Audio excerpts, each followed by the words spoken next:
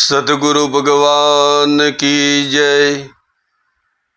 આજે બધાનો ઈલાજ એક જ છે, જ્ઞાન ઈલાજ। જ્યાં સુધી તમને જ્ઞાન પરિપક્વ ન થાય ત્યાર સુધી રસ્તો મળે એવો નથી। સદગુરુના દેશમાંથી કેવલ જ્ઞાન મહત્વનું છે। જેને જ્ઞાન મળ્યું છે એ તો આનંદ કરી રહ્યા છે, પણ જે સદગુરુનો બોધ લીધા પછી જેને જ્ઞાનમાં ચિત્ત પરોયું નથી, જેને દ્રષ્ટિમાં સદગુરુનું જોયું નથી, એવા લોકો બહુ પાછળ પડતા હોય છે। કારણ કે આ સદગુરુનો મહિમા વારંવાર મળે એવો નથી। જે સદગુરુએ યોગ કર્યો છે એ મહત્વનો છે। આજે આપણે બીજી બધી વાતોમાં વળી ગયા છીએ, પણ સદગુરુના જ્ઞાન ઉપર આવવાની જરૂર છે। કારણ કે અહીંયા એકલી ભક્તિ ચાલે એવી નથી। કારણ કે ગાયે બજાવે એ બધી ઠીક બાબત છે, પણ એના હંગાથી જો જ્ઞાન પ્રેરિત હોય તો તમારો બેડો પાર। એકલા શબ્દો બોલવાથી મેળ પડે એમ નથી, અને ગુરુ કરવાથી પણ મેળ ના પડે, કારણ કે તમે લક્ષ્ય ના રાખો। આ તો લક્ષ્ય લિયા વહી સંતા, બાકી સબ માયાવંતા। આ તો જેને લક્ષ્ય લઈ લીધું છે એને તો આનંદ છે, કેવલ એકાંતમાં પણ મોજ કરી શકે છે।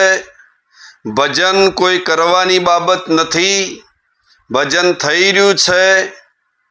ખાલી જે સદગુરુના માર્ગ ઉપર ચડવાની જરૂર છે। કારણ કે અત્યારે દુનિયા અંજાઈ જાય છે કે આ બાપુ હારા, આ બાપુ હારા, એવું નથી બરાબર। કારણ કે વિશેષમાં અહીંયા કોઈ નાનું એ નથી ને કોઈ મોટું એ નથી, એટલે વિશેષતા કઈ આપવાની જરૂર નથી। જ્ઞાનમાં જ્ઞાની અજ્ઞાની બેનો બાદ છે। જો જ્ઞાન સ્વરૂપ જ હોય તો પછી કોઈ બાદ રહેતો નથી। હવે બીજો નથી, સ્વયં તમારું સ્વરૂપ છે, એ વાત ઉપર તમારે જવું પડશે।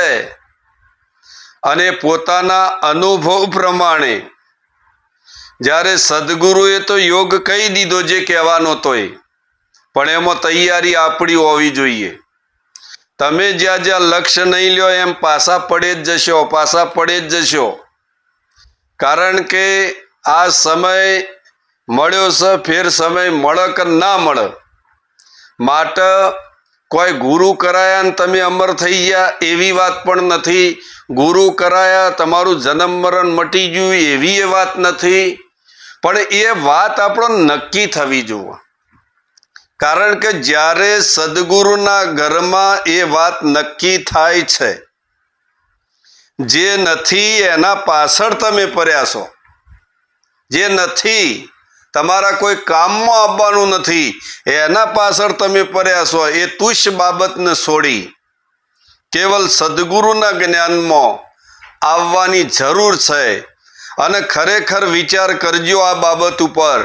અને જેને જેને સદગુરુ કરાયા છે, ગુરુ કરાયા છે, તો એમની વાત ઉપર તમે ધ્યાન આપજો તો તમારું જીવન બની જશે।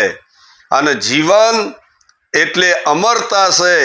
તમે અમર છો કહેવાના શબ્દો નહીં, પણ જ્યારે એ નક્કી થાય છે એટલે તમને ખ્યાલ આવશે, તમારો અનુભવ ચાલશે।